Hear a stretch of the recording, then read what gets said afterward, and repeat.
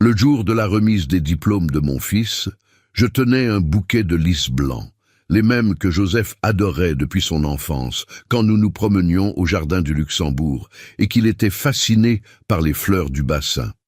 Je m'étais levé à 5 heures du matin juste pour passer chez le fleuriste avant l'ouverture, parce que je savais qu'il aimait ce type précis, avec les pétales intacts, sans tache.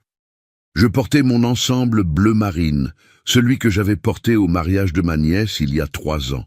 Ce n'était pas un costume de grande marque, mais il était digne. J'avais cousu un détail spécial sur le col, brodé à la main. J'avais mis du parfum, cette eau de Cologne à la lavande bon marché que j'achète à la pharmacie, mais qui m'a toujours fait sentir présentable. Je suis arrivé tôt à l'auditorium de la Sorbonne. Mon cœur battait fort. 30 ans, mes amis, 30 ans de nuit courbés sur des chantiers de construction, les mains calleuses, les yeux brûlants de fatigue, tout cela pour que Joseph puisse être là, diplômé en gestion d'entreprise. Mon fils unique, mon garçon, l'homme que j'ai élevé seul après que Renée est morte dans cet accident sur l'A6 quand Joseph n'avait que 7 ans. J'étais assis au 3e rang, bien au centre. Je voulais qu'il me voie quand il entrerait. Je voulais qu'il sache que j'étais là, que je n'avais jamais cessé d'être là.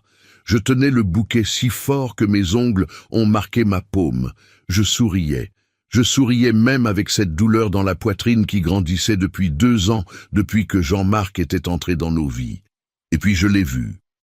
Joseph est apparu par la porte latérale de l'auditorium, grand, beau, dans son costume gris, celui que Jean-Marc lui avait offert pour son anniversaire, un Armani qui coûtait plus de 4 000 €.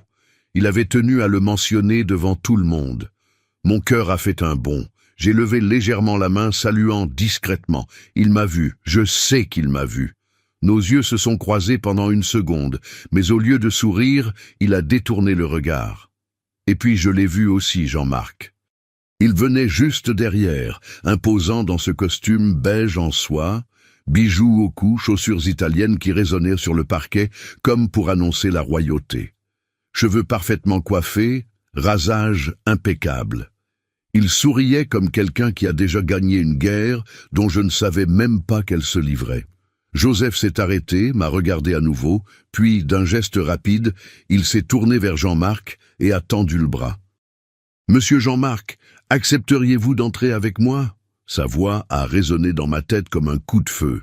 Jean-Marc a feint la surprise, mais le sourire sur ses lèvres était du poison pur déguisé en miel. « Ah, Joseph, mais ton père est là !»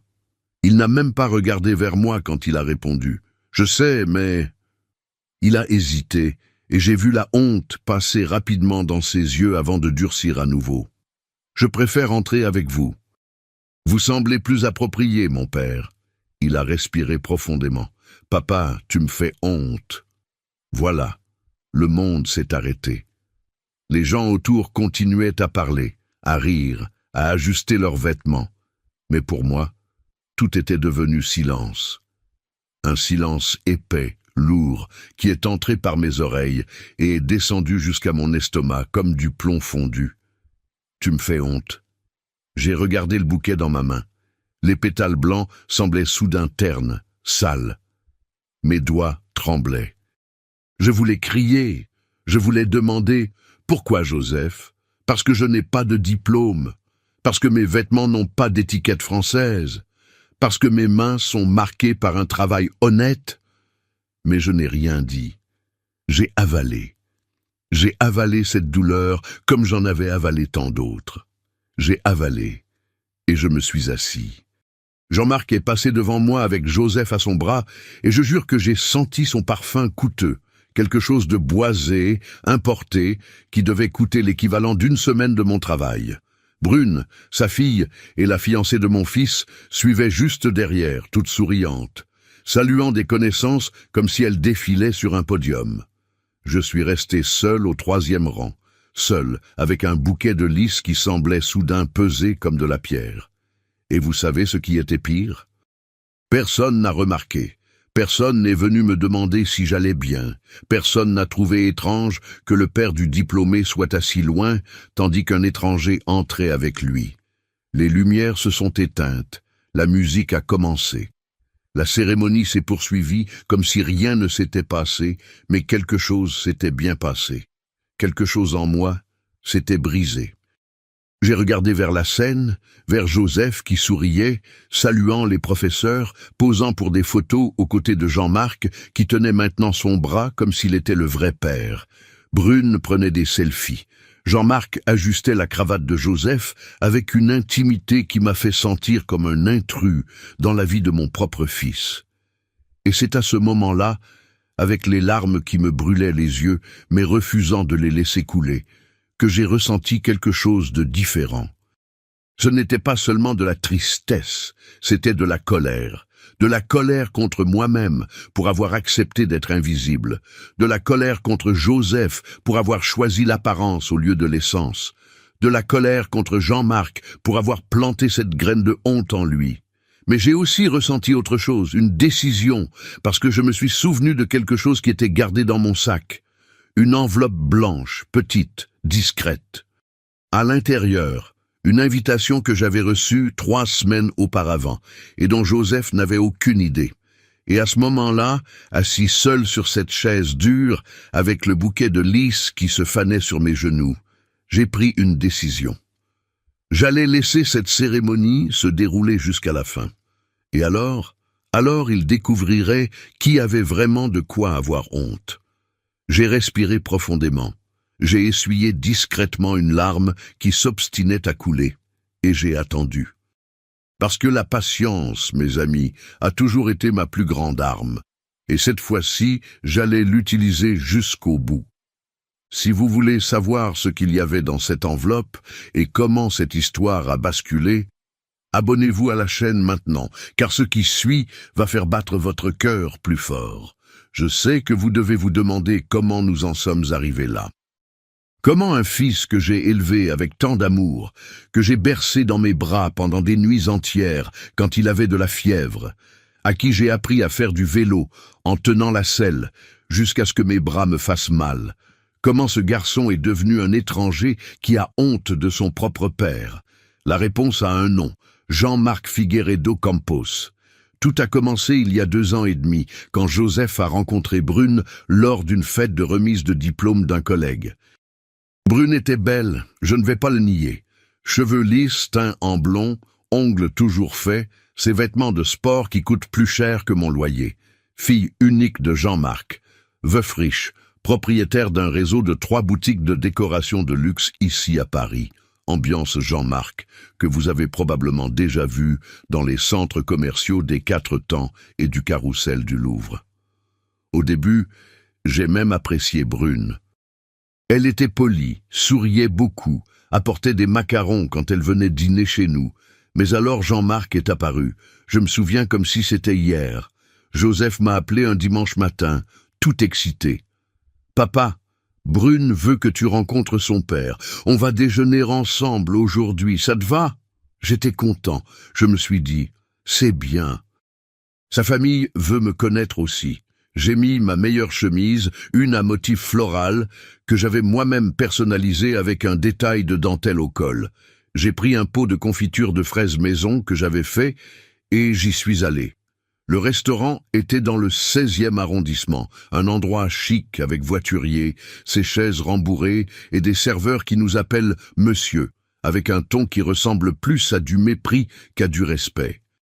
Jean-Marc était déjà assis quand nous sommes arrivés. Il s'est levé et j'ai tout de suite remarqué la différence. Tout en lui criait l'argent. La montre en or au poignet, le sac en cuir véritable, la coupe de cheveux qui a probablement coûté 300 € dans un salon célèbre. « Enchanté, Jacques », a-t-il dit, me saluant avec 2 baisers rapides, de ceux qui touchent à peine les joues. « Joseph parle tellement de vous. » J'ai souri, j'ai tendu le pot de confiture. « J'ai apporté ceci. Je l'ai fait à la maison. C'est une vieille recette de ma grand-mère. » Il a regardé le pot, a souri. Mais c'était un sourire tordu, vous savez, de ceux qui disent une chose avec la bouche et une autre avec les yeux. Ah, que c'est rustique. Merci. Il a posé le pot au bord de la table et ne l'a plus jamais regardé. Le déjeuner était étrange. Jean-Marc posait des questions qui semblaient innocentes, mais qui cachèrent du venin. « Et vous avez toujours travaillé dans la construction, Jacques ?»« Oui, depuis mes 20 ans.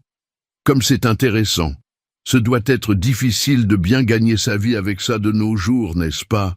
Avec tous ces travailleurs de l'Est qui cassent les prix. » Joseph a ri, gêné.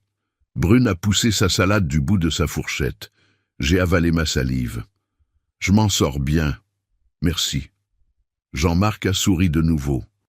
Ce même sourire. « Bien sûr, bien sûr. Et vous habitez dans quel quartier déjà ?»« Belleville, un appartement de 2 pièces. »« Ah, Belleville !»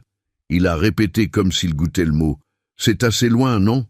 Les transports doivent être compliqués. » J'ai une Peugeot 206 de 1988 vieille, mais elle m'emmène où j'ai besoin d'aller. « Comme c'est mignon », a dit Brune. Mais le ton était condescendant. Ma grand-mère avait aussi une petite Peugeot. On adorait s'y promener quand on était enfant. C'est tellement nostalgique. Nostalgique, comme si ma voiture était une pièce de musée. Jean-Marc s'est alors tourné vers Joseph. « Tu sais, mon cher, maintenant que tu as presque ton diplôme, tu dois commencer à penser sérieusement à ton réseau. Je peux te présenter quelques hommes d'affaires de mes amis, des gens qui peuvent t'ouvrir de vraies portes. » Joseph s'est illuminé. Ses yeux ont brillé d'une façon que je n'avais pas vue depuis longtemps. Vraiment, monsieur Jean-Marc, ce serait incroyable. Bien sûr, tu es intelligent, dévoué, tu as juste besoin d'un petit coup de pouce dans le bon environnement. Il a fait une pause et peut-être modernisé un peu ta présentation, tu sais, vêtements appropriés, posture, cercle social.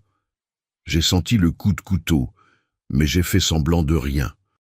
Joseph s'est toujours bien habillé, ai-je dit, essayant de garder une voix ferme. Jean-Marc m'a jeté un regard rapide, puis est retourné vers Joseph. Certainement. Mais le monde des affaires a des codes spécifiques, Jacques.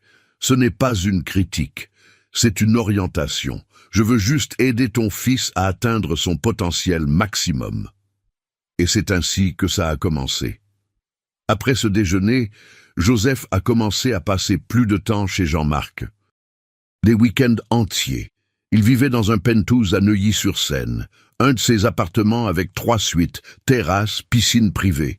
Joseph revenait de là ébloui, racontant les dîners, les vins importés, les conversations sur les investissements et le marché financier.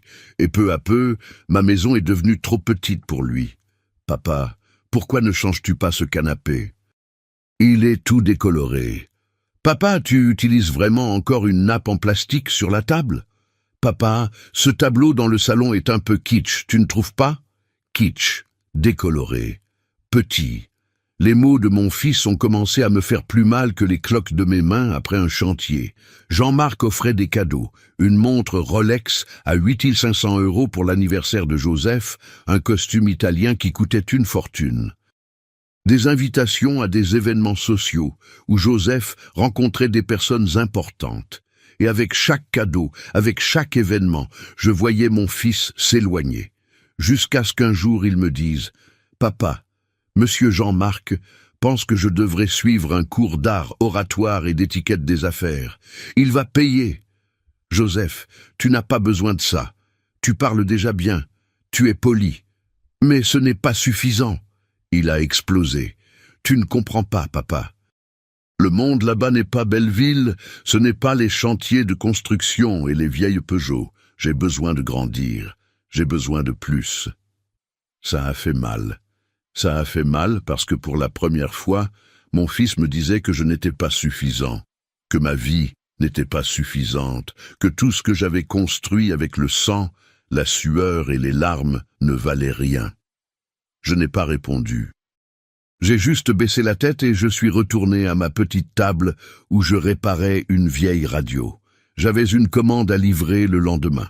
Je devais travailler, je devais m'occuper, parce que si je m'arrêtais pour réfléchir, j'allais m'effondrer. Et Jean-Marc a continué son œuvre subtilement, comme quelqu'un qui plante des mauvaises herbes dans un jardin. Il ne m'attaquait jamais directement, il n'en avait pas besoin. Il montrait simplement à Joseph un monde où je n'avais pas ma place. Et lui, mon fils, mon garçon, a choisi ce monde-là.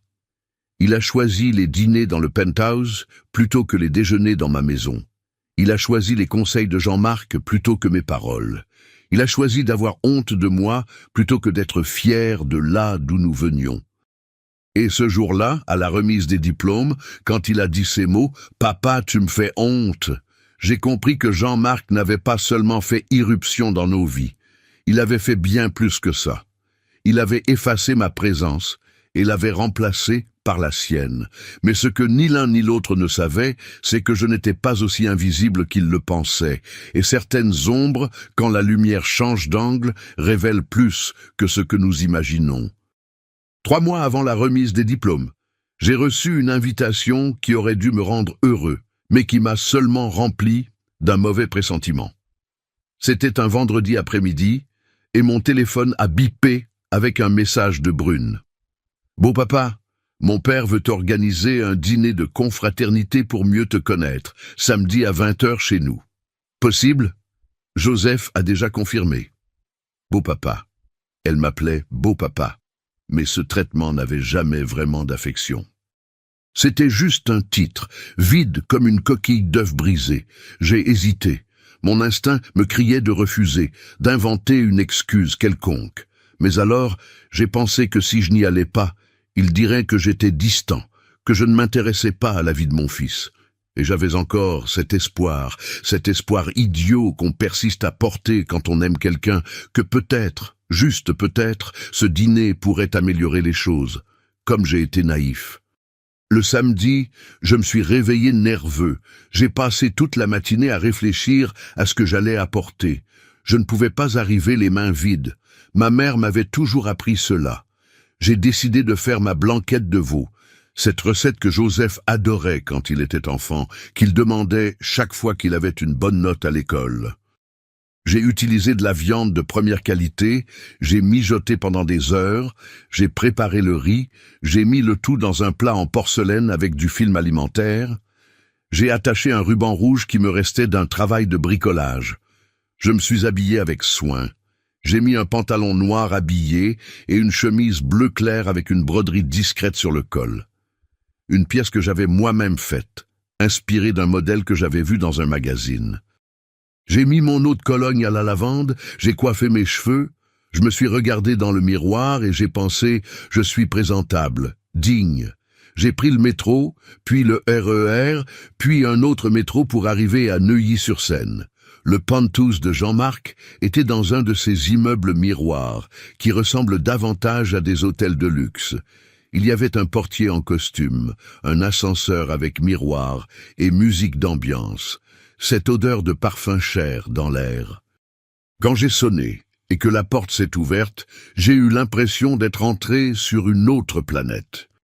L'appartement était immense, sol en marbre italien qui reflétait les lumières comme de la glace polie, fenêtres du sol au plafond avec vue sur Paris, meubles qui semblaient sortis d'un magazine de décoration, canapé en velours gris, table à manger en bois massif qui devait accueillir 12 personnes, lustres en cristal suspendus comme des bijoux, tableaux énormes avec des signatures que je ne reconnaissais pas, mais qui coûtaient clairement des fortunes. Jean-Marc est venu m'accueillir. Il était impeccable dans un costume noir, mi-long, collier de perles, cheveux lâchés en vagues parfaites. Derrière lui, 2 employés en uniforme préparaient la table. « Jacques, quel plaisir que vous soyez venu, a-t-il dit, me donnant ses baisers mensongers. Puis, il a regardé le plat dans ma main. « Oh, vous avez apporté quelque chose, blanquette de veau, recette de famille. » Il a pris le plat comme on tient une couche sale. « Comme c'est fait maison, charmant. Emmène cela à la cuisine. » a-t-il dit à l'une des employées, une jeune femme en uniforme blanc qui a pris mon plat et a disparu par la porte. Je ne savais même pas s'ils allaient le servir ou le jeter après. Joseph est apparu depuis la terrasse, un verre de whisky à la main. Depuis quand mon fils buvait-il du whisky?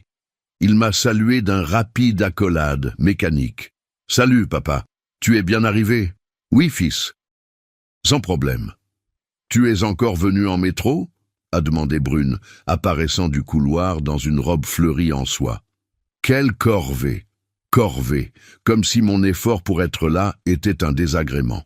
Jean-Marc nous a conduits à la salle à manger.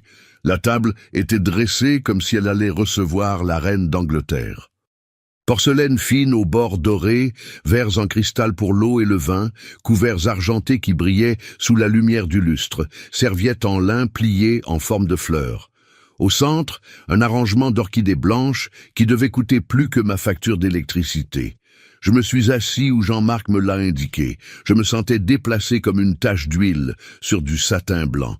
Les employés ont commencé à servir. Entrée, carpaccio de saumon au capre. Je ne savais même pas vraiment comment manger cela. J'ai utilisé les couverts, imitant les autres, mâchant lentement, sentant le goût métallique du poisson cru dans la bouche. Jean-Marc a ouvert une bouteille de champagne français. Celui-ci est un Moët en Chandon, millésime spécial. Je l'ai rapporté de Paris l'année dernière.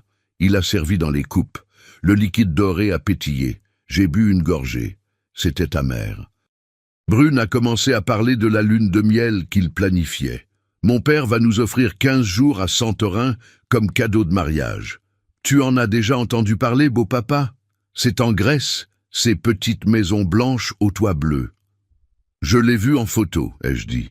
C'est complètement différent de n'importe quel endroit où tu as pu aller. J'en suis sûr, a ajouté Jean-Marc avec ce sourire en coin. Le plat principal est arrivé. Filet mignon sauce au vin rouge, accompagné d'asperges grillées et de purée truffée, tout très beau, très raffiné, mais sans goût de maison, sans assaisonnement d'amour. C'est pendant le dessert, un petit gâteau avec de la glace à la vanille, que Jean-Marc a décidé d'enfoncer le couteau. « Jacques, je réfléchissais. Joseph m'a dit que vous habitiez à Belleville.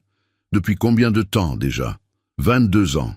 Mon Dieu, et vous n'avez jamais pensé à déménager? Paris a des quartiers tellement plus... Il a cherché le mot juste, développé. J'aime bien l'endroit où je vis, je connais les voisins, j'ai mes clients. Des clients de bricolage, n'est-ce pas? A dit Brune. Ça doit être compliqué de rivaliser avec ces grandes chaînes de bricolage. Je ne rivalise pas, je fais un travail personnalisé. Personnalisé. Jean-Marc a répété, goûtant le mot. C'est une façon romantique de dire artisanal, n'est-ce pas? Joseph est resté silencieux, regardant son assiette. Jean-Marc a continué. Parce que je dis toujours à Joseph, le monde d'aujourd'hui exige de la présence, de la posture, du raffinement. Il ne suffit pas d'être intelligent, il faut savoir se comporter, circuler dans les bons milieux, avoir les bonnes connexions. Ma mère m'a élevé seule et m'a donné une éducation, a murmuré Joseph, mais sa voix était faible. Sans aucun doute, a dit Jean-Marc, levant sa coupe. Et c'est admirable, mais il y a des différences, mon cher, entre élever un fils et le préparer pour le vrai monde. Le vrai monde.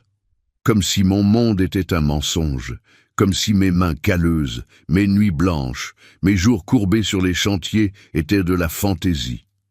J'ai regardé Joseph, espérant qu'il dise quelque chose. N'importe quoi. Mais il a juste bu plus de champagne. Brune a ri de quelque chose qui n'était même pas drôle. Jean-Marc a demandé aux employés d'apporter le café. Je suis resté assis là, sur cette chaise rembourrée chère, me sentant plus petit qu'une fourmi. Quand je me suis enfin dit au revoir, il était déjà plus de 11 heures du soir. Jean-Marc m'a embrassé avec cette accolade mensongère.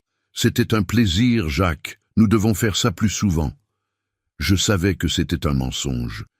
J'ai pris le métro pour rentrer seul, avec le goût amer du champagne cher dans la bouche et le poids de l'humiliation sur la poitrine.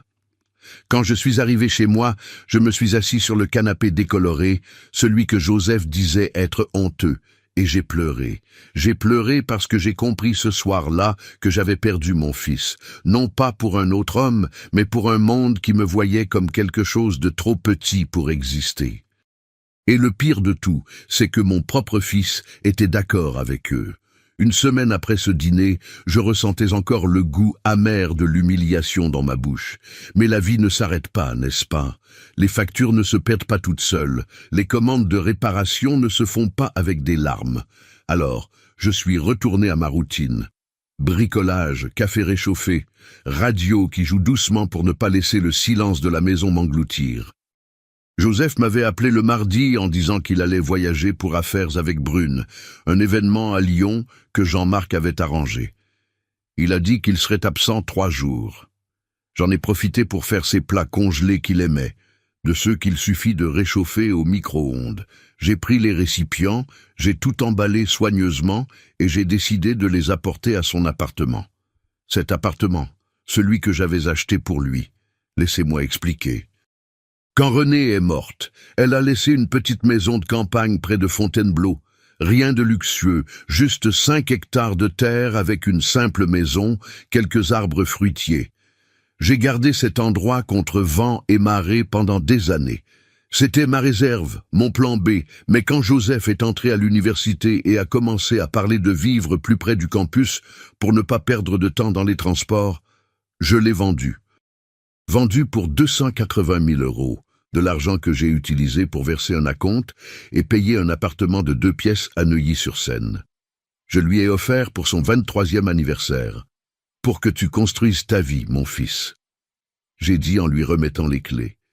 Il m'a serré dans ses bras, a pleuré, a dit que j'étais le meilleur père du monde. C'est drôle comme les choses changent, n'est-ce pas? Je suis arrivé là-bas vers 14 heures.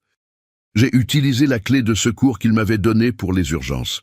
L'appartement était silencieux, un peu en désordre, des vêtements jetés sur le canapé, de la vaisselle dans l'évier, typique de Joseph. J'ai rangé les plats dans le congélateur, j'ai lavé la vaisselle parce que je n'ai pas pu m'en empêcher, et je suis allé dans sa chambre pour faire le lit. C'est là que j'ai vu le dossier. Il était sur le bureau, entrouvert, un dossier noir en simili-cuir, avec une fermeture éclair dorée sur les côtés. Ce n'était pas mon intention de fouiner, je le jure. Mais quelque chose dans ce dossier a attiré mon attention. Peut-être était-ce l'instinct d'un père. Ce 6e sens qu'on développe après des années à prendre soin de son enfant, à le protéger, à se méfier. Je l'ai ouvert. À l'intérieur, il y avait plusieurs documents, contrats de stage, certificats de cours, preuves de paiement, et tout au fond, presque caché entre les feuilles, une enveloppe bleu clair. Je l'ai prise, elle était fine, légère, je l'ai ouverte, et le monde s'est effondré à nouveau.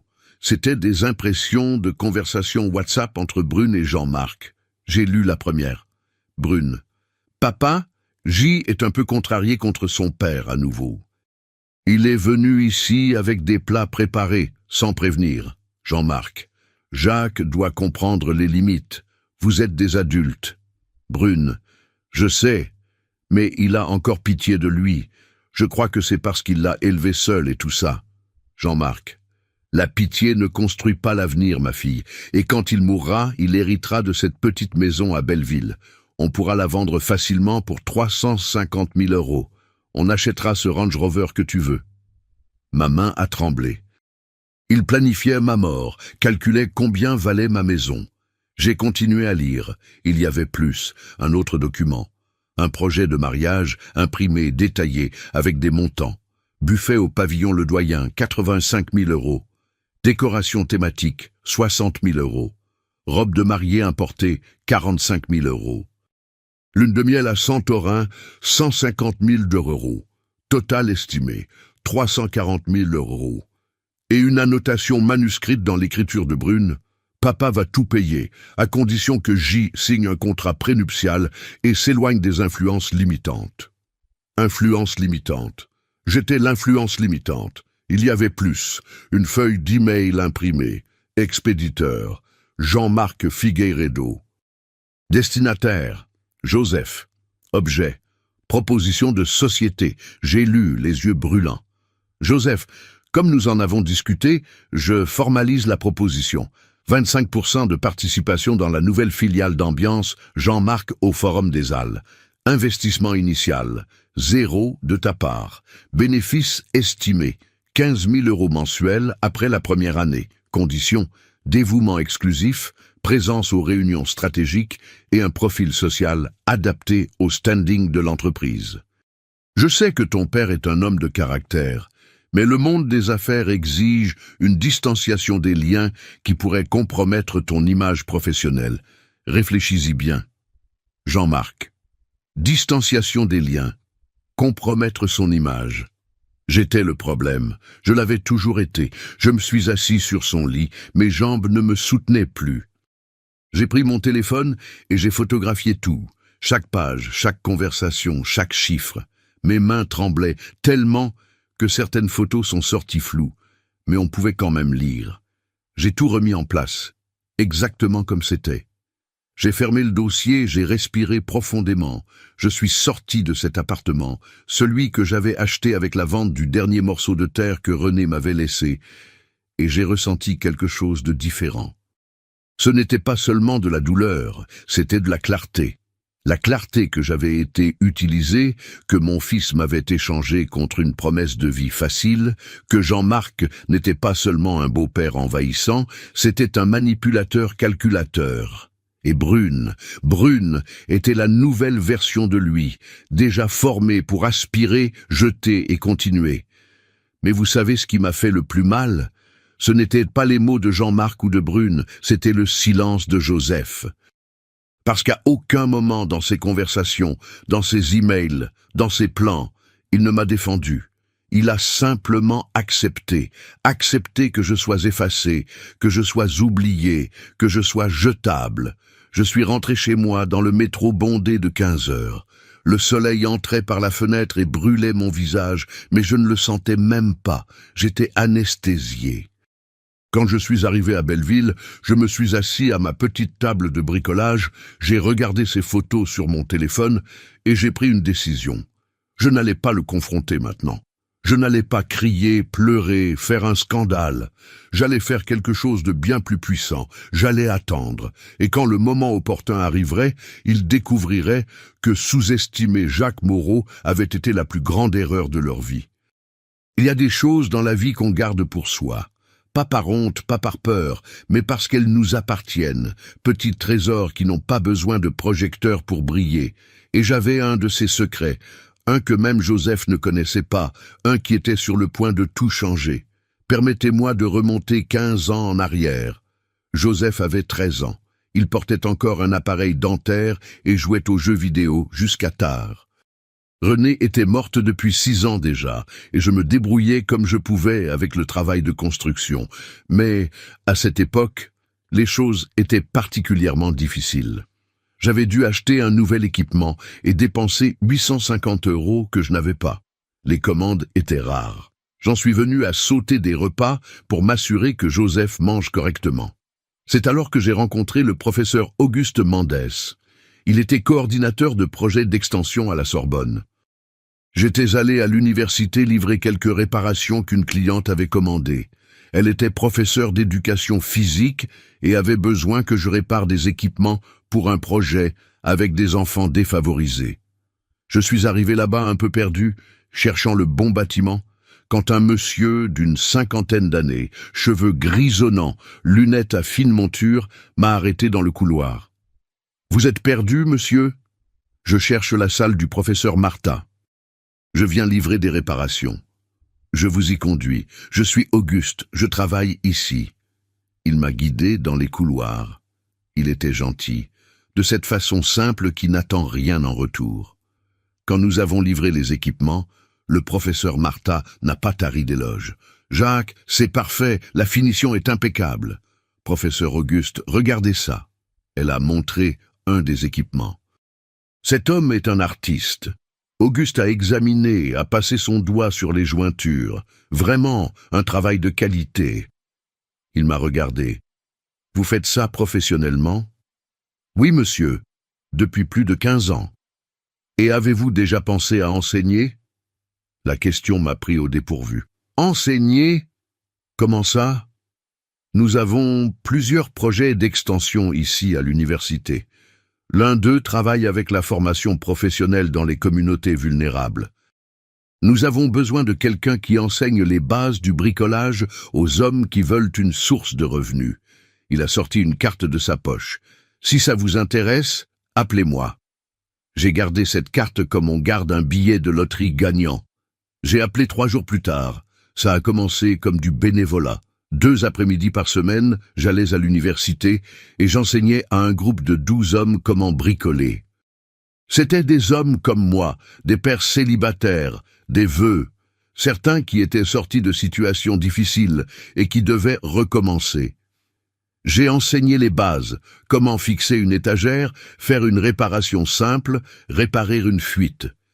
Puis j'ai évolué vers des meubles, des rénovations, des petites constructions. Le projet a grandi. En 6 mois, nous étions 30 hommes. Auguste a obtenu un budget pour acheter plus d'outils. J'ai été embauché comme instructeur. Je gagnais 1 200 € par mois, plus les tickets restaurants. Ce n'était pas beaucoup, mais ça aidait. Et le plus important, je faisais une différence. J'ai connu Joël, qui est sorti d'un foyer pour sans-abri et qui possède maintenant sa propre entreprise de rénovation à Montreuil. J'ai connu Nicolas, qui a perdu sa femme dans un accident et qui a élevé 3 enfants en faisant des petits travaux. J'ai connu Claude, qui avait 58 ans et n'avait jamais travaillé en dehors de l'usine. Elle avait fermé. Il a appris avec moi et aujourd'hui, il donne des cours dans un autre projet social. Ce furent 12 années. 12 années à transformer des vies. Le projet a gagné des prix. En 2019, nous avons reçu le prix national d'extension universitaire dans la catégorie Travail et développement social. La cérémonie a eu lieu à Lyon. Auguste a insisté pour que j'y aille représenter le projet. J'y suis allé. C'était la première fois que je prenais l'avion. Je suis monté sur scène, j'ai reçu une plaque et un certificat. Ils ont pris des photos, un article est paru dans le journal de l'université, mais je n'en ai jamais parlé à Joseph. Pourquoi ? Parce qu'il était au sommet de son adolescence, préoccupé par le baccalauréat, par ses amis, par le football. Je ne voulais pas le mettre sous pression. Je ne voulais pas qu'il se sente obligé d'être fier de moi. Je voulais qu'il suive son propre chemin, léger, sans poids. Et aussi, je crois que j'avais un peu peur. Peur qu'il ne trouve pas ça important. Peur qu'il dise « Ah, cool, papa !» de cette façon désintéressée que les adolescents ont. Alors, j'ai gardé ça pour moi. Je l'ai gardé comme si c'était une seconde vie, une où je n'étais pas seulement le père bricoleur de Belleville, j'étais Jacques, l'instructeur. Jacques qui changeait des histoires. Jacques qui avait son nom sur une plaque d'hommage dans le couloir de la Sorbonne. Auguste était devenu plus qu'un collègue, c'était un ami, un des rares que j'avais. Ces dernières années, il a été promu, est devenu directeur d'extension, puis vice-recteur, et l'année dernière, recteur de la Sorbonne. Et c'est lui qui m'a appelé 6 semaines avant la remise des diplômes de Joseph. « Jacques, c'est Auguste. »« Professeur, comment allez-vous ?»« Très bien. » « Écoutez, j'ai besoin de vous faire une invitation. Nous allons honorer des personnes qui ont contribué de manière significative au projet d'extension de l'université. Votre nom est sur la liste. » « Mon nom ? Vous avez formé 340 hommes, Jacques. Généré plus de 1 200 000 € de revenus cumulés pour des communautés vulnérables. Votre travail a changé des générations. Vous méritez d'être reconnu, mais je n'ai rien fait d'extraordinaire, professeur. Vous avez tout fait, Jacques, et vous serez honoré lors de la prochaine cérémonie de remise des diplômes. En juin, pouvez-vous venir ? Juin, la remise des diplômes de Joseph. Mon cœur s'est arrêté. Professeur, mon fils obtient son diplôme ce jour-là. Il y a eu une pause à l'autre bout de la ligne. Puis, la voix d'Auguste douce. Joseph Moreau, filière gestion d'entreprise. Oui. Alors, ce sera encore plus spécial. Il vous verra être honoré, Jacques. Je suis resté silencieux. Les larmes coulaient. Je peux accepter ? Bien sûr que vous le pouvez. En fait, j'insiste. Vous le méritez. J'ai raccroché le téléphone et j'ai pleuré. J'ai pleuré de soulagement, de peur, d'espoir. Peut-être, juste peut-être, quand Joseph me verrait sur cette scène, il se souviendrait de qui j'étais vraiment. Mais je n'imaginais pas que cet hommage n'allait pas seulement lui rappeler, Il allait détruire tous les masques que Jean-Marc lui avait collés. Après avoir découvert cette enveloppe bleue, après avoir accepté l'hommage de l'université, j'ai changé.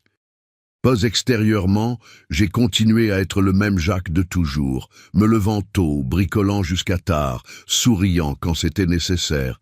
Mais intérieurement, j'étais devenu Pierre ferme, froide, calculatrice, parce que la douleur enseigne et l'humiliation transforme. Dans les semaines qui ont suivi, Joseph a continué à s'éloigner.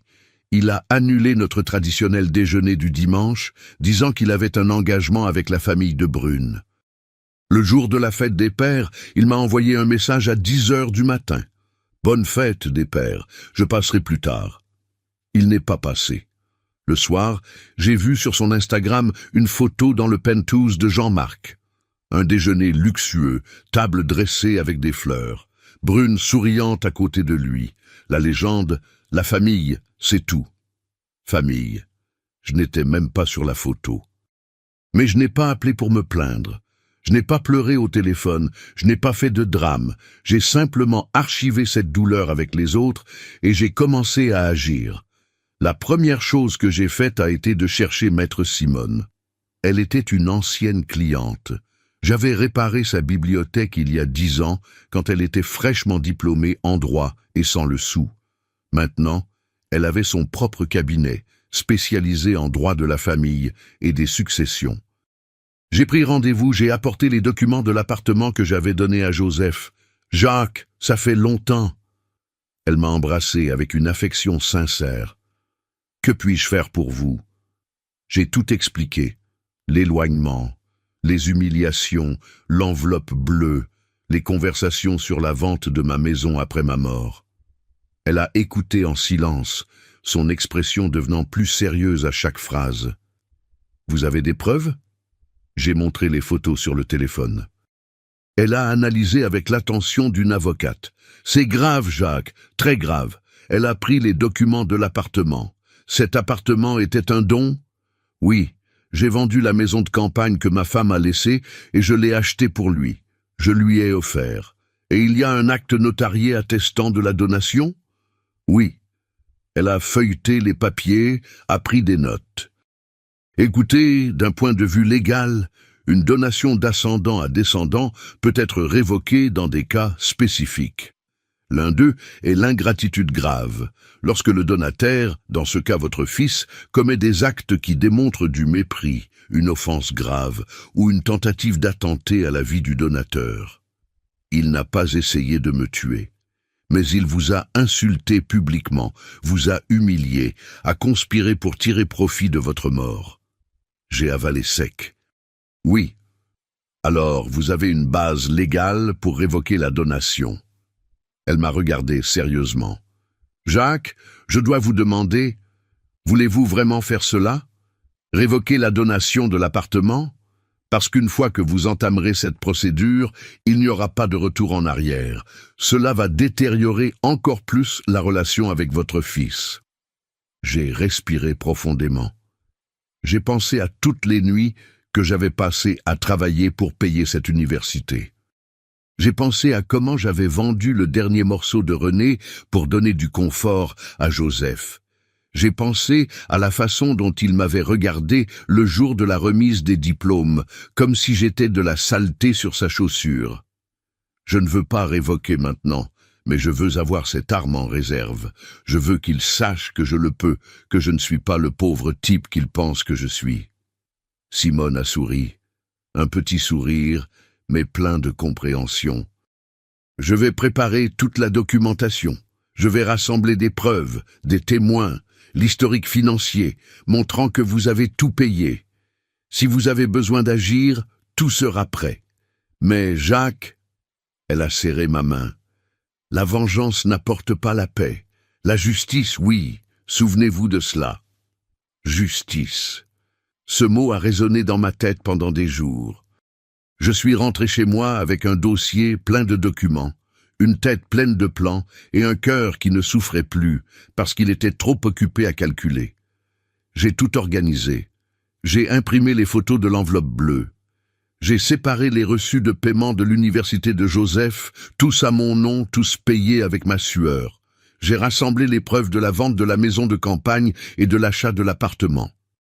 Je les ai gardés dans un dossier bleu, identique à celui que j'avais trouvé chez lui. Une ironie voulue, et j'ai attendu. 3 semaines avant la remise des diplômes, Jean-Marc m'a appelé. Sa voix était douce, mais fausse comme un édulcorant périmé. « Jacques chéri, comment vas-tu ?»« Bien, Jean-Marc. Et vous ?»« Parfait.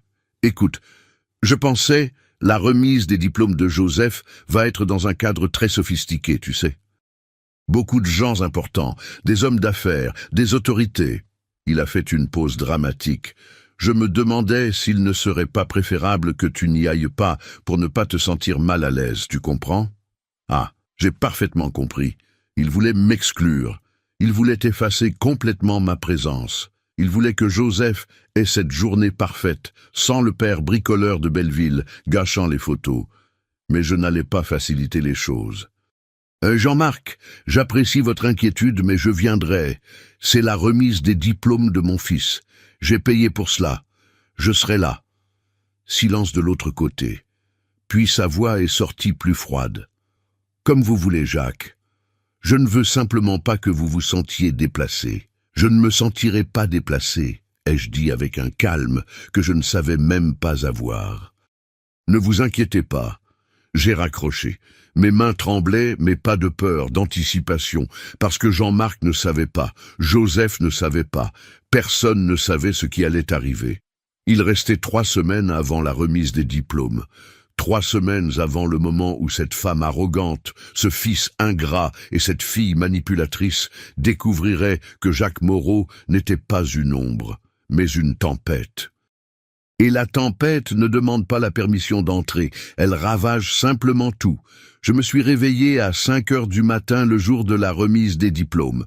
Non pas parce que le réveil a sonné, je n'ai même pas bien dormi. J'ai passé toute la nuit à me retourner dans le lit, l'estomac noué, le cœur battant de façon irrégulière. Je me suis levé, j'ai fait un café bien fort, je me suis assis à la table de la cuisine et j'ai regardé par la fenêtre. Le ciel était encore sombre. Seul un filet orangé commençait à déchirer l'horizon. Aujourd'hui était le jour. J'ai pris une longue douche, de celle qu'on prend quand on a besoin de laver plus que la saleté. On a besoin de laver la peur, l'insécurité, le doute. Je me suis séché les cheveux avec soin. J'ai mis de la crème, j'ai coiffé, j'ai regardé dans le miroir. 68 ans me regardaient en retour.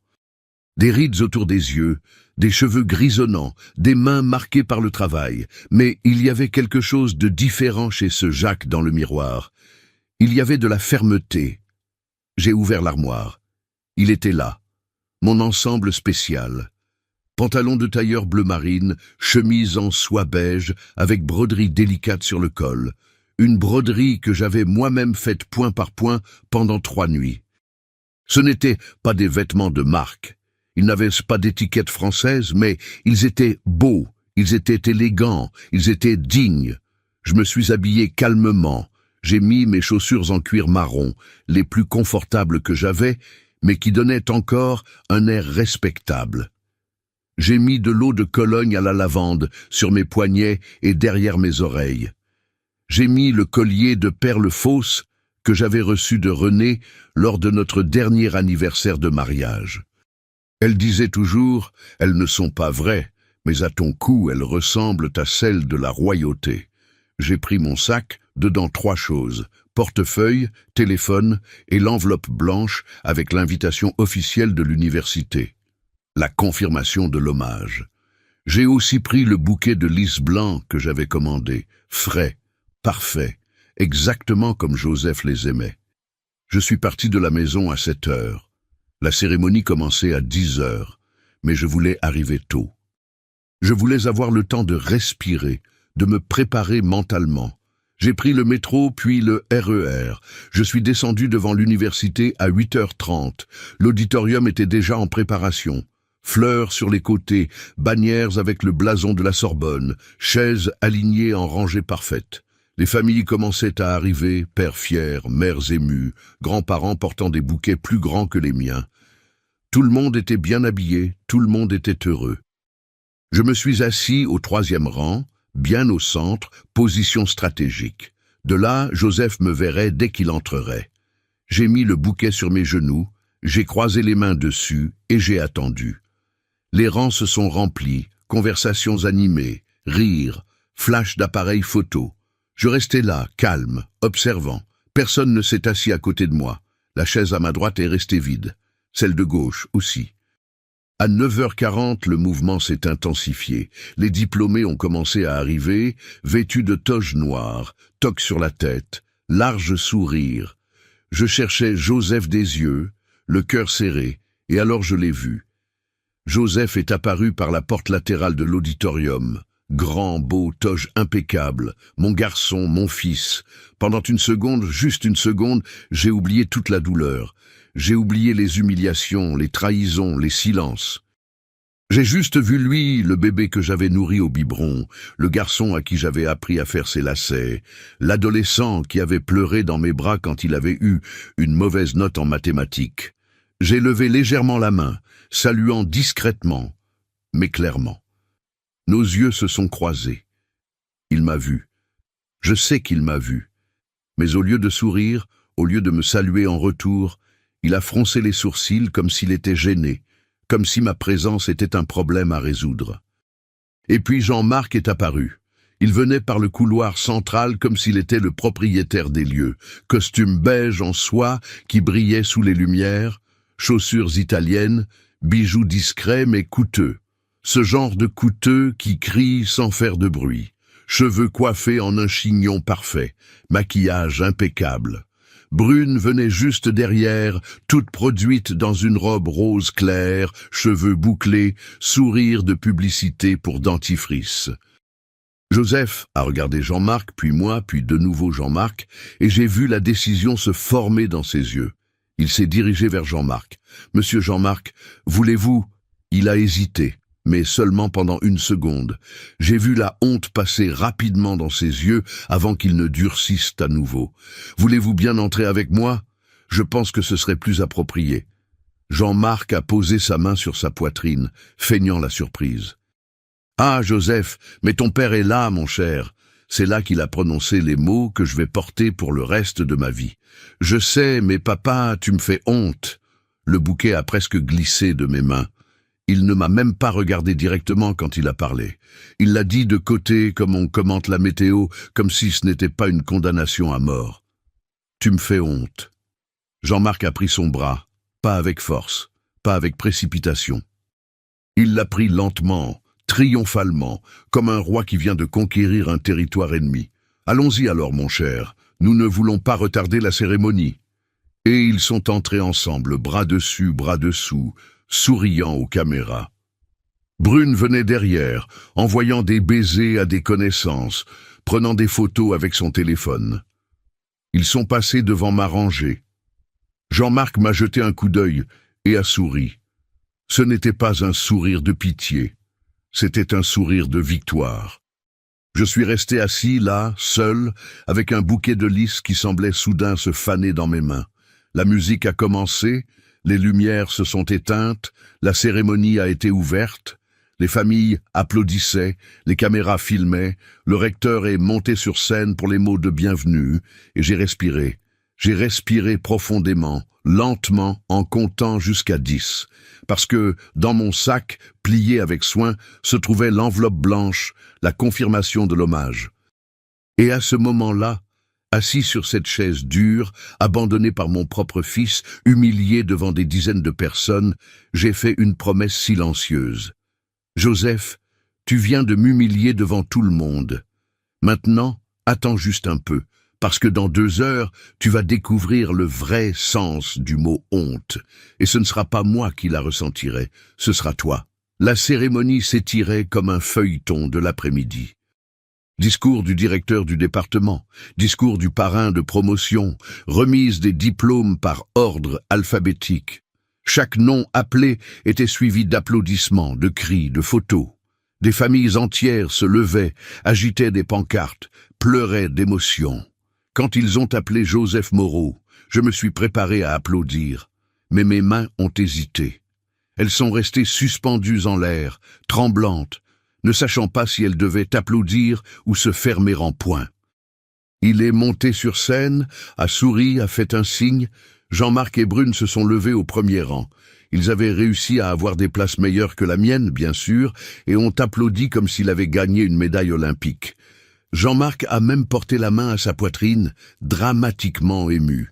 Je suis resté assis, silencieux, avec le bouquet de lys qui se fanait sur mes genoux. Personne n'a remarqué. Les diplômes ont continué à être remis. 20 minutes, 30, 40. Mon corps était tendu, le dos douloureux à force de rester droit, respirant profondément, comptant les secondes, jusqu'à ce qu'enfin, le dernier nom soit appelé. Applaudissement final. Les diplômés ont jeté leurs toques en l'air, cette tradition américaine que tout le monde adore. Pluie de toques noires, sourires, accolades. Je pensais que la cérémonie était terminée. J'ai pris mon sac, prêt à me lever et à sortir de là le plus vite possible, rentrer chez moi, fermer la porte, pleurer jusqu'à être sec. Mais alors le recteur Auguste Mendes est revenu au microphone. Estimés diplômés, famille, collègues professeurs, avant de clore officiellement la cérémonie, je voudrais demander encore quelques minutes de votre attention. Les gens ont commencé à se rasseoir. Quelques diplômés étaient encore debout, célébrant, mais ils se sont tus peu à peu. Chaque année dans cette université, nous formons des centaines de professionnels qualifiés, mais la formation académique n'existe pas dans le vide. Elle est soutenue par un réseau invisible de personnes qui construisent des ponts, qui ouvrent des portes, qui transforment des réalités sans jamais demander de projecteur. Mon cœur a commencé à accélérer. Aujourd'hui, je veux honorer une de ces personnes, un homme qui pendant 12 ans a consacré son temps, son talent et son cœur à l'un des projets d'extension les plus réussis de cette institution. L'image sur l'écran a changé. Le logo du projet « Construire la dignité » est apparu. Projet de formation professionnelle en bricolage. J'ai gelé. Cet homme a formé au cours de plus d'une décennie 340 hommes en situation de vulnérabilité sociale. Il a enseigné non seulement à bricoler, mais l'autonomie, la dignité, l'espoir. Des photos ont commencé à apparaître sur l'écran. Photos du projet, hommes souriants autour d'établis. Moi au milieu d'eux, expliquant une technique, ajustant un outil, embrassant un élève qui venait de terminer sa première réparation. J'étais là, sur l'écran géant, à 50 et quelques années, portant un tablier, cheveux attachés, large sourire.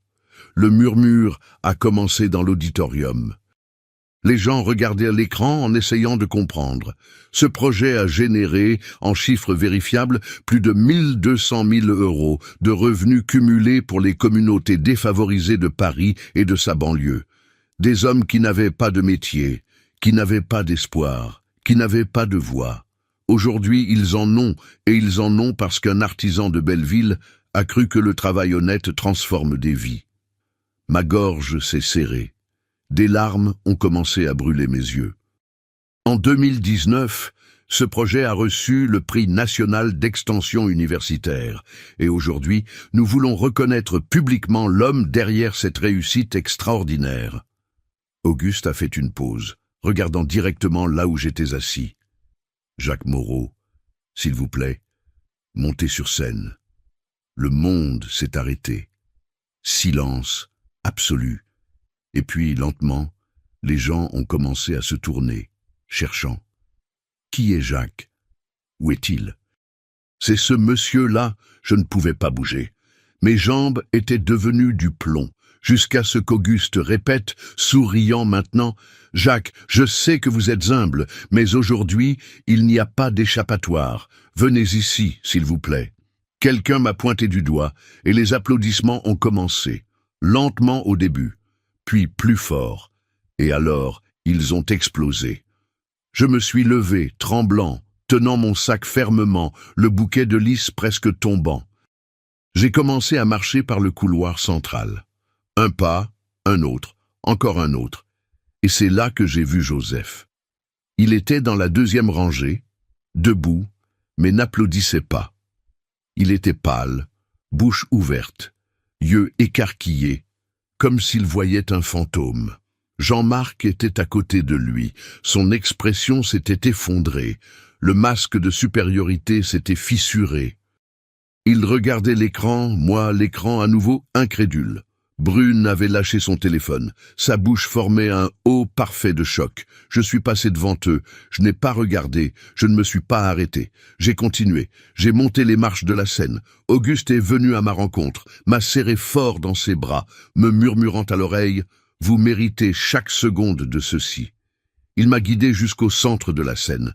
Les applaudissements sont devenus plus forts. Quelques personnes se sont levées, puis d'autres, et soudain l'auditorium entier était debout. Standing ovation pour moi, pour le Jacques de Belleville, pour l'artisan, pour le père qui faisait honte. Auguste a pris une plaque d'hommage, bois noble avec inscription dorée, Jacques Moreau, pour sa contribution inestimable à l'extension universitaire et à la transformation sociale. Sorbonne 2025. Il l'a mise dans ma main, puis a pris une autre enveloppe. Et en plus de la plaque, Jacques, nous voulons vous offrir une bourse intégrale pour le master en gestion sociale, parce que des hommes comme vous méritent non seulement de la reconnaissance, mais des opportunités de grandir encore plus. Je ne pouvais pas parler. Je tenais simplement la plaque, les larmes coulant librement maintenant, sans honte, sans peur. Auguste m'a serré dans ses bras à nouveau. Les applaudissements ont continué. Il m'a tendu le microphone. Voulez-vous dire quelques mots ? J'ai regardé l'auditorium, les centaines de personnes qui applaudissaient, les visages inconnus, souriants, respectueux. Et puis j'ai regardé la deuxième rangée, Joseph. Il était assis maintenant, tête baissée, main couvrant son visage. Jean-Marc était rigide, lèvres serrées, yeux évitant les miens. Brune regardait son téléphone nerveuse, essayant de disparaître. Je me suis approché du microphone. Ma voix est sortie enrouée, mais ferme. J'ai toujours cru que le travail honnête vaut plus que n'importe quel nom de famille, et qu'apprendre à quelqu'un à se lever seul vaut plus que n'importe quelle fortune. Pause. J'ai respiré. Merci de me voir, de nous voir, moi et les 340 hommes qui ont été ma vraie famille pendant toutes ces années. Je suis descendu de la scène avec la plaque dans les bras et le cœur battant comme un tambour de guerre. Parce que maintenant, c'était l'heure du règlement de compte. Je suis descendu de la scène encore étourdi, tenant la plaque comme si c'était un bouclier. Des gens s'approchaient, voulant me féliciter, prendre des photos, me congratuler. Des professeurs que je ne connaissais même pas me serrèrent la main. Des diplômés m'embrassaient, disant des choses comme « Quelle inspiration !» et « Quelle histoire incroyable !» Je souriais, je remerciais, mais mes yeux cherchaient une seule personne. Joseph. Je l'ai trouvé près de la sortie latérale de l'auditorium, appuyé contre le mur, seul. Jean-Marc et Brune avaient disparu. Probablement allés aux toilettes pour se recomposer ou fuir, je ne sais pas. Il tenait son diplôme à la main, mais regardait le sol comme si le marbre était la chose la plus intéressante du monde. J'ai respiré profondément, serré la plaque contre ma poitrine et marché vers lui. « Joseph !» Il a levé la tête lentement. Ses yeux étaient rouges. Je ne sais pas si c'était de pleurs ou de honte, peut-être les deux. « Papa, Laisse-moi parler d'abord, ai-je coupé fermement. Parce que si tu parles maintenant, ce seront des excuses à moitié formées, et je n'ai pas la patience pour ça. » Il a fermé la bouche, avalé sa salive, acquiescé.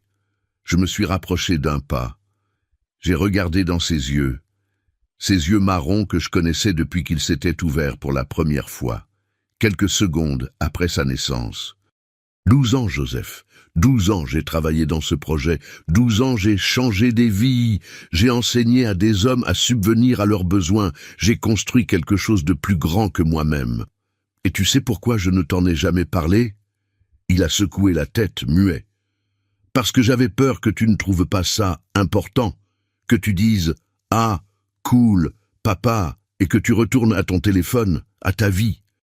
Je ne voulais pas que tu te sentes obligé d'être fier de moi. Ma voix a tremblé, mais j'ai continué. Mais tu sais ce qui est drôle ? J'aurais dû te le dire. Parce que peut-être, juste peut-être, tu te serais souvenu que ton père n'est pas seulement un bricoleur de Belleville, qu'il est quelqu'un, qu'il compte. Papa, je suis tellement désolé. Je n'ai pas fini. Mon ton s'est durci. Tu m'as dit que je te faisais honte devant tout le monde, sans hésiter, comme si j'étais un meuble usé que tu veux cacher quand la visite arrive. Il a baissé la tête à nouveau, les épaules voûtées. Tu sais ce qui m'a fait le plus mal ? Ce n'était pas la phrase, c'était de réaliser que tu y croyais vraiment, que tu me regardais et voyais la honte, l'échec, quelque chose qui avait besoin d'être réparé, modernisé, effacé. Ce n'est pas ça. Il a commencé, la voix rauque. Si, Joseph, j'ai tenu son menton, l'obligeant à me regarder. Tu as échangé 30 ans de sacrifices pour une montre chère et des dîners dans des penthouses. Tu as échangé le père qui t'a élevé seul contre l'homme qui t'a offert des raccourcis. Jean-Marc voulait juste m'aider. Jean-Marc voulait te contrôler. Ma voix est sortie tranchante comme des ciseaux dans du tissu. Et tu l'as laissé faire. Pire, tu as aimé ça. J'ai sorti mon téléphone de mon sac, ouvert le dossier de photos, montré les images de l'enveloppe bleue, les conversations entre Brune et Jean-Marc, l'email concernant la société, les plans pour vendre ma maison après ma mort. Joseph a pâli encore plus. Ses mains ont tremblé quand il a pris le téléphone pour mieux voir. Tu as vu ça ? Oui, j'étais venu apporter des plats chez toi il y a 3 semaines. Je l'ai trouvé par hasard. Ou peut-être pas. Peut-être que Dieu voulait que je voie qui tu étais vraiment devenu. Il m'a rendu le téléphone, incapable de soutenir mon regard. Je ne connaissais pas cette conversation de Brune avec son père, je te le jure. Mais tu connaissais l'email de Jean-Marc, tu connaissais la proposition de société, tu connaissais la condition, distanciation des liens qui compromettent ton image. Je suis le lien, Joseph. Je suis le problème à éliminer. Je n'ai jamais rien signé. J'y réfléchissais, j'évaluais. Tu acceptais, ai-je corrigé, acceptais petit à petit, chaque petit dîner, chaque cadeau, chaque conseil empoisonné de sa part. Tu te faisais modeler et tu ne t'en rendais même pas compte. Des larmes ont commencé à couler sur son visage. Joseph, mon fils d'1,80 m, pleurant comme un petit garçon. « Papa, pardonne-moi. Je ne voulais pas te faire de mal. Je voulais juste grandir, avoir des opportunités. Grandir ne signifie pas marcher sur ceux qui t'ont élevé. J'ai senti mes propres larmes menaçant de couler, mais je les ai retenues. Pas maintenant, pas encore. Et à propos d'opportunités, je t'ai donné toutes celles que j'ai pu. J'ai vendu la maison de ta mère pour te donner un appartement. J'ai travaillé jusqu'à ce que mes doigts saignent pour payer ton université. J'ai renoncé à tout pour toi. Et toi, tu as choisi leur camp. C'est à ce moment-là que Jean-Marc et Brune sont revenus. Ils venaient en parlant à voix basse, mais se sont arrêtés brusquement quand ils m'ont vu avec Joseph. Jean-Marc a recomposé son masque rapidement. Il a souri, mais c'était un sourire fissuré. « Jacques, quelle merveilleuse surprise, nous ne savions pas. » « Vous ne saviez pas ?»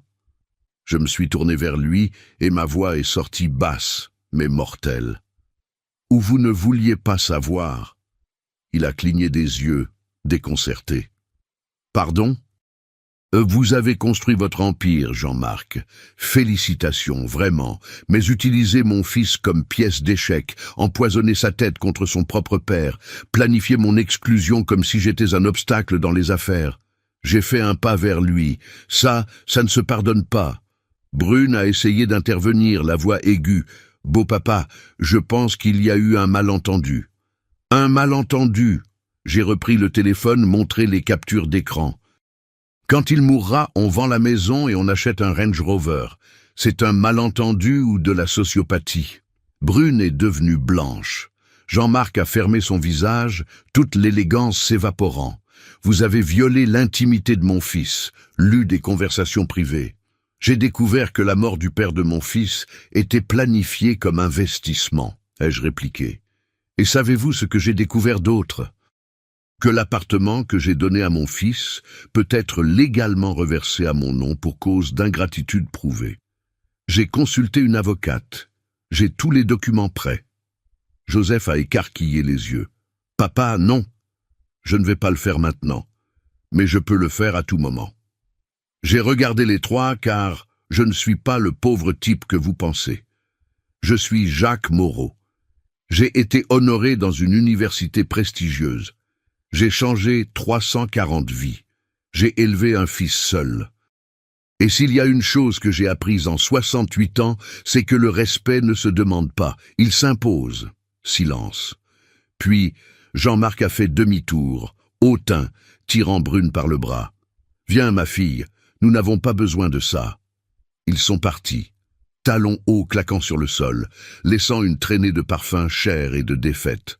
Joseph est resté, m'a regardé, dévasté. « Que dois-je faire maintenant, papa ?» J'ai respiré profondément, tenu la plaque d'hommage et dit la vérité. « Tu grandis vraiment cette fois. » Et je suis parti. Je l'ai laissé là, seul, avec son diplôme, avec sa honte, avec les conséquences, parce que certaines leçons font mal, mais ce sont les seules qui enseignent vraiment. 3 mois après la remise des diplômes, j'étais assis sur la terrasse de ma maison, cette même maison honteuse de Belleville, que Brune voulait vendre pour acheter une voiture importée. Je venais d'arroser mes plantes, les mêmes violettes que René avait plantées avant de mourir et que je gardais en vie depuis plus de 20 ans. Le soleil de l'après-midi réchauffait doucement mon visage, tandis que je prenais un café et révisais les textes du master. Oui, master. J'avais accepté la bourse. J'ai commencé les cours 2 semaines après la remise des diplômes. Au début, je pensais que ce serait difficile, 68 ans, retourner en classe, entouré de jeunes gens. Mais savez-vous ce que j'ai découvert? Que la connaissance n'a pas d'âge et que mon expérience de vie valait autant que n'importe quelle théorie de livre. Mes camarades me respectaient, mes professeurs m'admiraient. Je n'étais pas le plus vieux de la classe. J'étais le plus expérimenté, et cela faisait toute la différence. La maison restait la même. Canapé décoloré, nappe en plastique sur la table, tableau que Joseph trouvait kitsch. Mais maintenant, quand je regardais ces choses, je ne voyais pas la pauvreté, je voyais l'histoire, je voyais la résistance, je voyais la dignité. Et Joseph, Joseph, dans les premiers jours après la remise des diplômes, il a disparu, n'a pas appelé, n'a pas envoyé de message. Moi non plus, je n'ai pas cherché. J'ai laissé le silence faire le travail que les mots ne pouvaient pas faire. 2 semaines plus tard, il est apparu ici. C'était un dimanche matin. J'ai entendu sonner, et quand j'ai ouvert la porte, je l'ai presque pas reconnu. Il était différent, plus mince, des cernes profonds, barbe de 3 jours. Il ne portait pas le costume italien. Il portait un simple t-shirt et un jean. « Papa, je peux entrer ?» Je suis resté immobile, évaluant. Une partie de moi voulait claquer la porte. L'autre partie, celle qui se souvenait encore de lui à 7 ans, pleurant dans mes bras parce qu'il était tombé de son vélo, voulait l'étreindre. J'ai ouvert la porte, lui ai fait signe d'entrer. Il est entré lentement, comme quelqu'un qui marche sur du verre brisé. Il a regardé autour de lui, comme s'il voyait la maison pour la première fois. C'est toujours pareil. Parce qu'il n'y a rien de mal ici, ai-je répondu fermement. Il n'y en a jamais eu. Nous nous sommes assis dans le salon. Je n'ai pas offert de café. Je n'ai rien facilité. J'ai juste attendu. Il a respiré profondément plusieurs fois avant de pouvoir parler. J'ai rompu avec Brune. Je n'ai pas réagi. J'ai juste continué à le regarder, attendant plus. Et je me suis éloigné de Jean-Marc aussi. J'ai refusé la société. Il a mis ses mains dans ses poches, nerveux. Elles étaient furieuses. Brune a dit que j'étais un faible, que je gâchais la chance de ma vie. Jean-Marc a dit que j'étais un ingrat, qu'il avait investi du temps et de l'argent en moi. Et tu as dit quoi? Qu'ils avaient raison. Je suis un ingrat. Il m'a regardé droit dans les yeux humides, mais pas envers eux, envers toi. J'ai tenu bon pour ne pas fléchir parce que les excuses sont faciles, le changement est difficile. Les mots ne coûtent rien, Joseph. Je sais. Il a sorti un papier de sa poche, plié, froissé, me l'a tendu. J'ai pris. C'était un acte de rétrocession symbolique de l'appartement, signé par lui, reconnu par un notaire. Je n'y habiterai plus. Tout est ouvert, papa.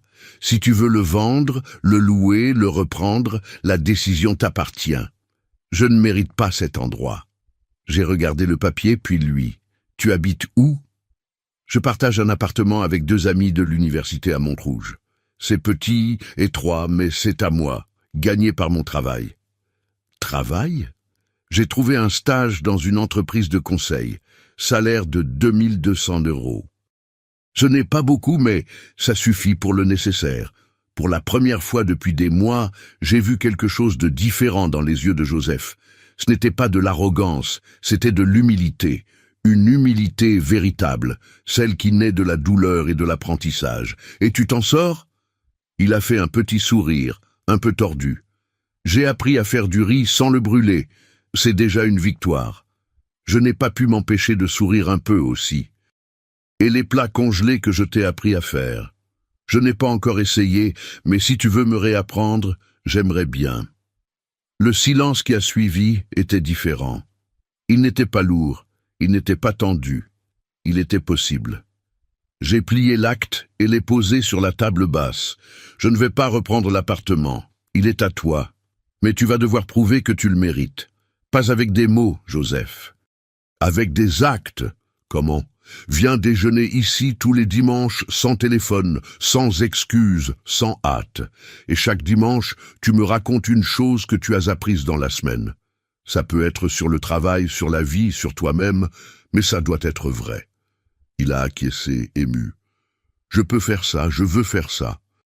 Et autre chose, tu vas travailler avec moi sur le projet de bricolage, 2 après-midi par mois, aidant à l'organisation, connaissant les hommes, comprenant ce que c'est que de transformer vraiment des vies, sans glamour, sans projecteur, juste du travail honnête. J'accepte tout, n'importe quoi, papa. Je me suis levé, suis allé à la cuisine et pris 2 tasses, fait ce café bon marché qu'il méprisait, je l'ai posé devant lui. Bois. Il a pris la tasse, a bu une gorgée, a fait une grimace, il est encore trop fort. Parce que c'est du vrai café, comme la vraie vie, il n'y a pas de sucre pour adoucir la réalité. Il a ri, un rire bas, mais sincère. Et dans ce rire, j'ai vu pour la première fois depuis des années mon vrai fils.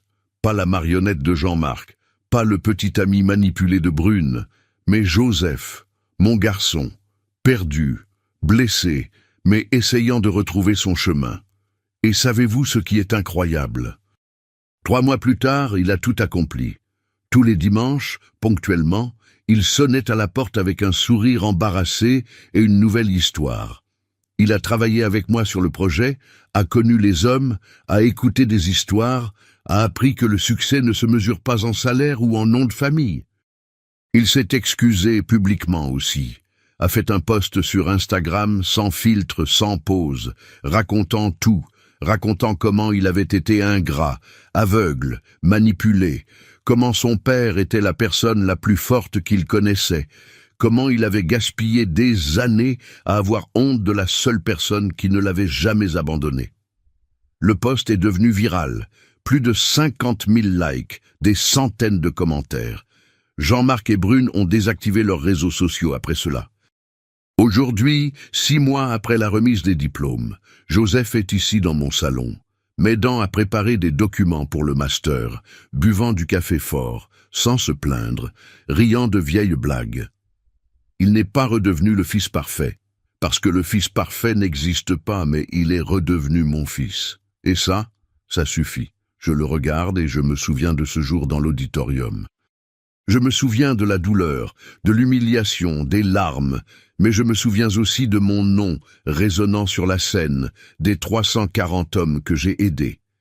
De la plaque d'hommage maintenant accrochée au mur de mon salon, juste à côté du tableau kitsch, que Joseph trouvait honteux et qu'il regarde maintenant avec tendresse. Parce qu'en fin de compte, savez-vous ce que j'ai appris? J'ai appris que l'amour véritable ne supplie pas. Il établit des limites et celui qui ne les respecte pas reste dehors jusqu'à ce qu'il apprenne. J'ai appris que pardonner n'est pas oublier, c'est donner une chance de recommencer, mais selon vos conditions, pas les leurs, et j'ai appris que la honte n'a jamais été en moi, elle était en eux.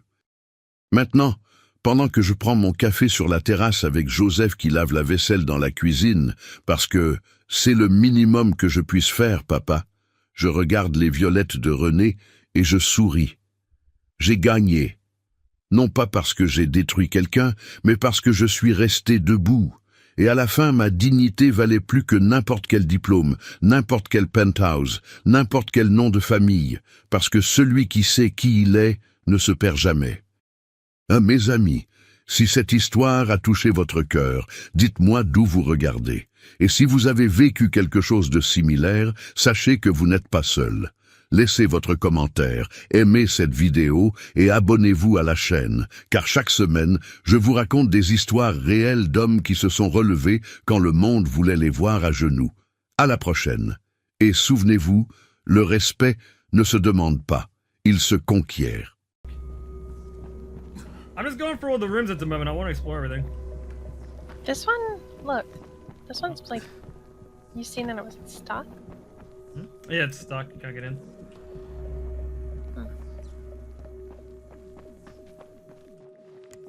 Might be able to get in for this side. Oh my god, there's another person in this bathroom. What? Shooting up as well? Yeah, fuck it, huh? Oh, collectible in this room. Fucking brutal.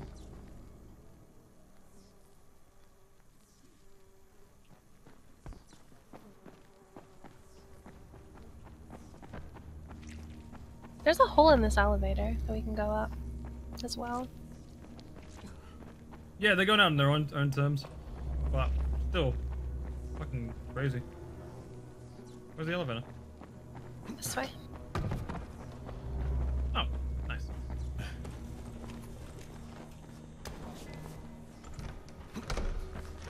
He got first, babe. Oh, well. I don't think I had it.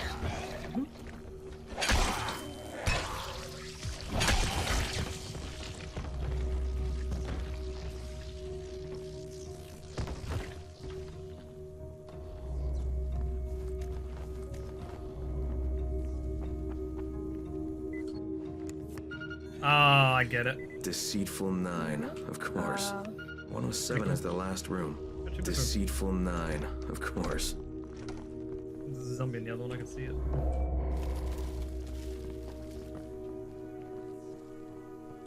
I had a feeling it would be 209. It's like, there's no way.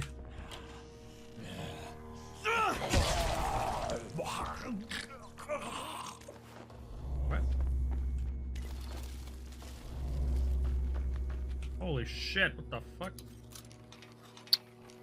A big box. Yeah. Get this to the hotel room.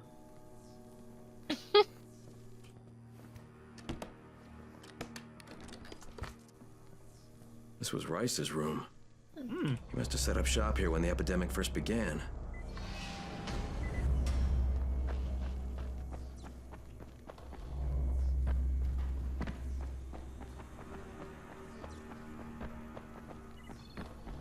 Did you go back down? You know what's crazy? I don't remember doing any of this. Yeah. Like, I did this twice and I didn't remember. What the fuck? I met Camden. He was very excited to see Zara's samples.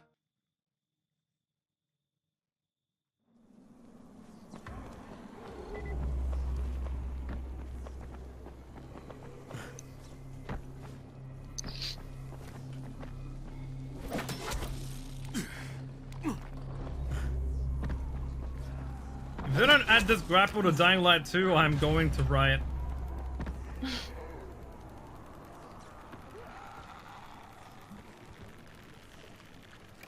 There's an ambulance here. I'm just opening it. Get him that kid.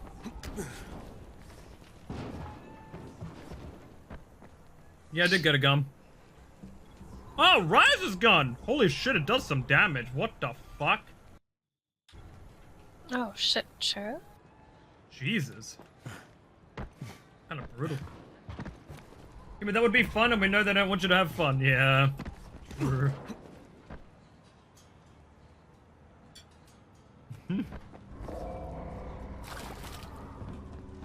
I was wondering where all Blizzard employees started to go.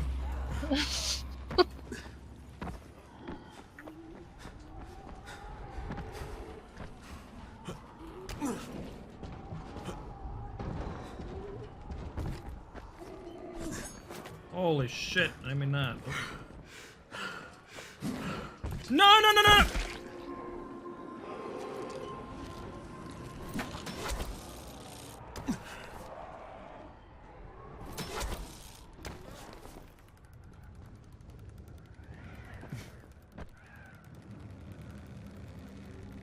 It's a 3-round burst too? That's a good one.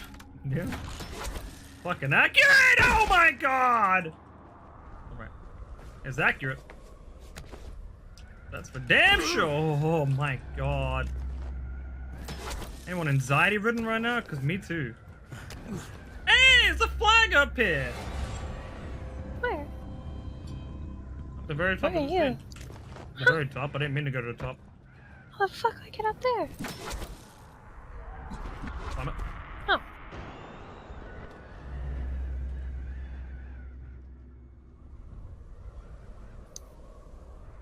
Hey, Troy, I gave the samples to Dr. Camden.